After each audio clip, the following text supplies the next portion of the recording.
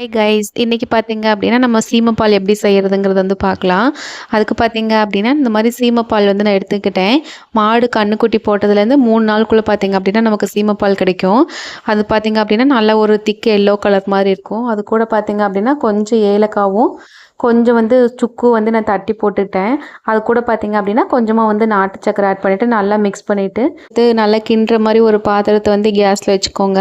அதுக்கப்புறம் பார்த்தீங்க அப்படின்னா நம்ம நாட்டு சக்கரை போட்டிருக்கனால அடியில் வந்து சின்ன சின்ன கல் அது மாதிரிலாம் இருக்கும். அதை வந்து ஒரு ஃபில்டர் வச்சு நம்ம ஃபில்ட்ரு பண்ணி எடுத்துகிட்டு நல்லா பார்த்தீங்க அப்படின்னா கிண்டிகிட்டே இருந்தோம் அப்படின்னா நமக்கு ஒரு மாதிரி பால் திரஞ்சு வர மாதிரி இருக்கும்.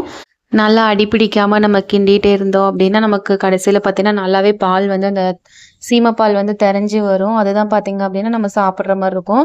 இது வந்து இந்த தண்ணி எல்லாமே பார்த்தீங்க அப்படின்னா நல்லாவே வந்து ட்ரை ஆகிற வரைக்கும் நல்லா கிண்டிகிட்டே இருங்க.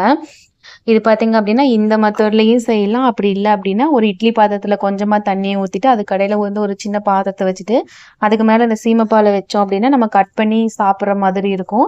ஆனால் அதை விட பார்த்தீங்க அப்படின்னா இது மாதிரி செஞ்சு சாப்பிட்டோம் அப்படின்னா ரொம்பவே டேஸ்ட்டாக இருக்கும். இது மாதிரி ட்ரை பண்ணி பாருங்கள். இந்த வீடியோ பிடிச்சிருக்குன்னு நினைக்கிறேன். இந்த வீடியோ பிடிச்சிருந்துச்சு அப்படின்னா என்னோட சேனலை சப்ஸ்கிரைப் பண்ணுங்கள். அப்போ தான் எனக்கு அடுத்தடுத்து வீடியோ போடுறதுக்கு வந்து மோட்டிவேஷனாக இருக்கும். நம்ம அடுத்த ஒரு வீடியோவில் பார்க்கலாம். இந்த வீடியோ பிடிச்சிருந்துச்சுன்னா லைக் பண்ணுங்கள்.